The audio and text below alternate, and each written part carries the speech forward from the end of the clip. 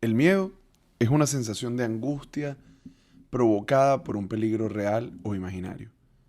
El miedo nos habla de un sentimiento de desconfianza que advierte o nos impulsa a creer que un hecho va a salir de forma contraria a lo que hemos esperado.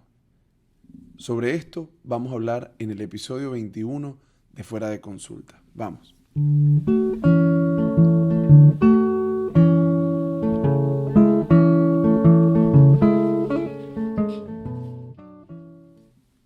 Bien, tal como advertíamos en la introducción, en este episodio vamos a hablar sobre el miedo y hemos consultado a diversas personas que nos planteen qué han dejado de hacer por miedo, porque sobre todo el miedo nos plantea un reto y tiene que ver con cómo afrontamos en la vida o cómo le encaramos, cómo le hacemos frente, qué hacemos cuando creemos o estamos convencidos de que las cosas van a salir mal, de que hay un peligro, de que hay un gran riesgo, de que hay algo que definitivamente nos pone en peligro.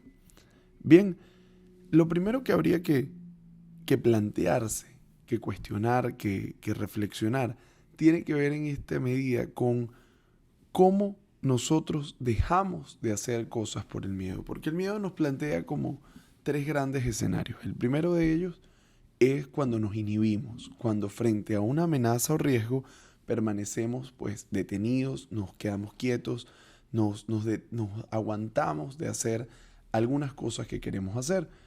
Otro escenario tiene que ver cuando nos vemos acorralados y el miedo nos hace actuar de forma hostil, de forma agresiva, y esto por supuesto tiene consecuencias que van a afectar nuestro entorno. Y finalmente, una tercera opción que es cuando salimos corriendo. No solo nos quedamos detenidos, paralizados, sino que por el contrario huimos. Efectivamente, el miedo es una realidad que afecta, que compromete, que cambia nuestras relaciones de pareja, nuestras relaciones de amistad, laborales, familiares, y va a afectar nuestra vida. En ese sentido, pues hay que decir cuántas cosas no hemos dejado de hacer por miedo al fracaso, por miedo a quedarnos solos, por miedo a lo desconocido, inclusive por miedo al éxito. En esa medida, pues vamos a ir abordando algunas consideraciones sobre cada uno de estos temas. En relación al miedo de la pareja o al miedo en pareja, encontramos como un gran elemento principal lo que sucede cuando nos declaramos a una persona, cuando le decimos a una persona lo que sentimos por ella, lo que nos importa, lo que nos afecta, lo que nos causa. Ahí hay un miedo que está presente y que de hecho aparece mencionado en los comentarios de varias de las personas que se comunicaron a través de nuestras redes @belsaraiba y @fuera de consulta. Por otra parte, encontramos miedo no solo a declararnos y que la otra persona nos sienta lo mismo y de alguna manera nos rechace o nos haga sentir solos. Efectivamente, el miedo a quedarnos solos es un otro nivel o una otra expresión de ese miedo que está presente en las relaciones de pareja. El miedo a estar solos nos hace permanecer más tiempo del que debemos en relaciones que muchas veces están viciadas, están gastadas o definitivamente no nos hacen felices. No quiero decir con esto que las relaciones humanas o las relaciones de pareja tengan la potencialidad de darnos todo lo que necesitamos, para nada. Lo que quiero decir acá es que las relaciones de pareja mínimamente tenderían o deberían tender a que experimentemos montos de felicidad, una felicidad pues que podamos identificar como el rasgo predominante o como el rasgo más importante dentro de una relación, sabiendo que hay momentos difíciles de angustia, de preocupación. Bien, ahora lo que es decisivo aquí es que si el saldo negativo, el saldo de tristeza, de desencuentro, de desamor, de insatisfacción, es lo que predomina, lo sensato, pensaría uno desde afuera, es, bueno, salir de ese tipo de relaciones. Sin embargo, vamos a encontrarnos con que muchas personas, en este caso, pueden tender a permanecer en relaciones por largos periodos de tiempo cuando ya no son felices, cuando saben que no quieren a la otra persona, pero se ven paralizados por el temor a quedarse solos, por el temor inclusive a la idea de que esa relación a la que le han invertido tiempo, a la que le han invertido energía, a la que le han invertido parte de su vida pueda concluir. En ese sentido, pues el miedo se hace muy presente y se hace muy marcado cuando tiene que ver con la soledad. Miedo a quedarnos solos, porque quedarnos solos implica vernosla con lo que somos. Y cuando digo con lo que somos, no me refiero a esta visión romántica de coaching, de redes sociales, que dice, conéctate con lo que eres, quiérete. No, cuando hablo del miedo a encontrarnos con lo que somos, en realidad vamos a estar enfrentándonos al miedo de que seamos lo que no nos gusta, de que nos encontremos con nuestros peores facetas, con nuestras peores caras, con nuestras miserias. Cuando estamos solos, en ese instante, que muchas veces se expresa justo antes de dormir, no en vano, tantas personas tienen alteraciones del sueño, es cuando aparece todo eso que no me gusta de mí, todo eso, toda esa falsedad, esa incongruencia, esa ausencia de encuentro con lo que quisiera ser, ¿no? Porque además el yo nos plantea esa idea de cómo quisiéramos ser, de cómo quisiéramos ser vistos, de cómo quisiéramos ser tratados, cómo nos gustaría vernos, y nos encontramos con que no somos eso, somos otra cosa.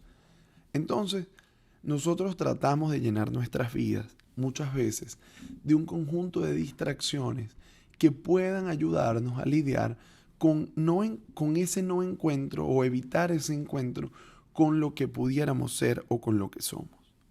Entonces, desde ese lugar, pues siempre estamos de alguna manera huyéndole a la soledad. Y yo creo que acá algo que puede ser una verdad de perogrullo, que puede ser una cosa así obvia, pero que creo que esconde también una gran verdad, es que no podemos estar con otras personas mientras nosotros no estamos acostumbrados o no somos capaces de tolerarnos a nosotros mismos. ¿Por qué digo esto? Porque cuando yo no me tolero solo, voy a luego, al estar con otro, probablemente permitir más de lo que debo. Probablemente voy a tolerar circunstancias que son indignas. Voy a quedarme aun cuando experimente sufrimiento solo para evitar vérmelas conmigo mismo. Entonces, por supuesto que ahí hay un gran tema, ¿no? Ahora, por otro lado, las personas que se comunicaban a través de nuestras redes planteaban un tema que me llamó mucho la atención, el miedo a ser escuchado. ¿Cuántas veces no dije lo que pensé? ¿Cuántas veces no dije lo que creía? ¿Cuántas veces no fui capaz de expresarme, de dar mi opinión?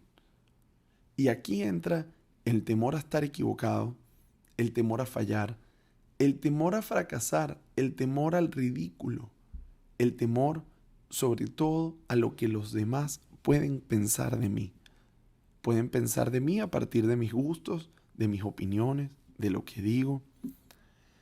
Entonces, esto me hacía pensar, por cierto, en una información que veía en la cuenta de Vero Ruiz del Viso, que hablaba de la posibilidad de que Instagram en algunas regiones empezara a probar el hecho de que los likes en una foto no fuesen visibles sino para quien tiene o publica la foto, dejando así pues de lado o solapado pues el tema de la popularidad, de cuánta gente le ha dado like a esta foto y yo me veo tentado a darle like o le doy like por compromiso como por avalancha social, y que realmente cuántos son los likes auténticos que damos no por compromiso o no por exposición social.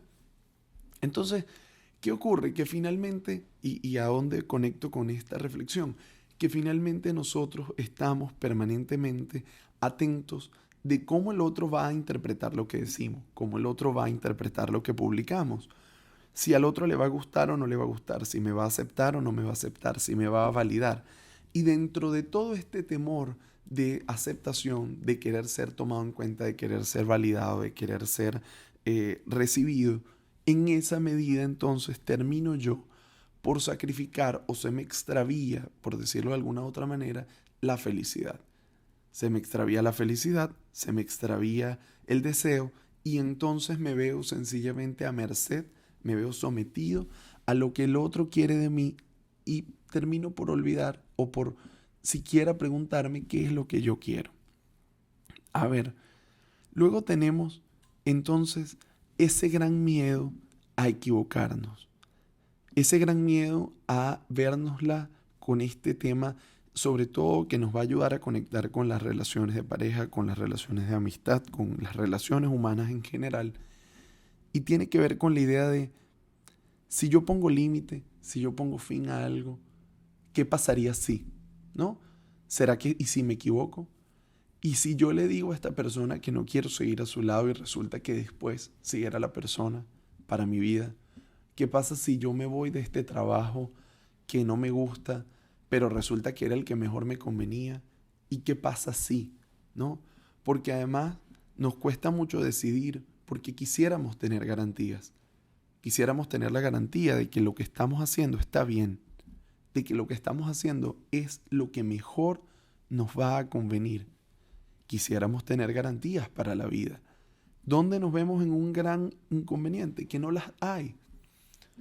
Pudiera ser que la decisión que tanto temo tomar hoy, si la tomo, a lo mejor me equivoco. Bueno, vale también equivocarse. De las equivocaciones se aprende, aunque se pague un precio por eso. Pero ¿dónde está la trampa? Y este creo que es el gran mensaje, si se quiere, o el mensaje central de lo que quiero decir hoy, es: tantas veces evitamos decidir, evitamos asumir, evitamos hacernos cargo de nuestra vida por temor a equivocarnos o por temor a fracasar. Y es peor la angustia que sostenemos durante meses, años de nuestra vida, evitando decidir, que las consecuencias reales que puede tener nuestra decisión. Es decir, en dos platos.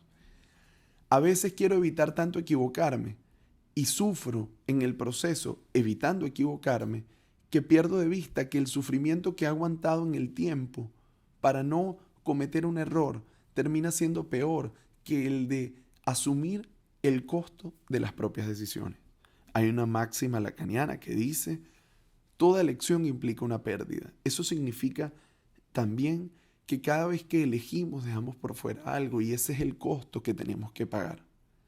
Cuando creemos que decidimos sin pagar un costo, entonces estamos siendo presa o hemos caído en la trampa de la decisión que tomamos. Ser conscientes de con qué me la juego y qué es lo que realmente vale mi compromiso o no, y qué es lo que vale la pena o con qué vale la pena jugársela, es el gran asunto.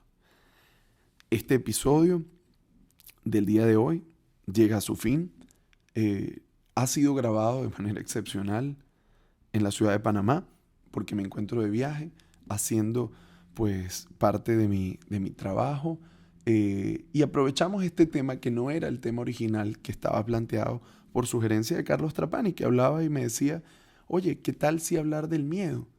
Y cuando empezamos a pensar sobre el miedo, pues caíamos en cuenta de todas las aristas que podía tener este tema, que seguro no se agotan en estos 14 minutos y tantos segundos de conversación. Sin embargo, y por esa razón, y por eso de lo que queda pendiente y de lo que nos queda por conversar, es que vale la pena seguir haciendo este espacio. Por tanto, seguimos en contacto y nos vemos fuera de consulta.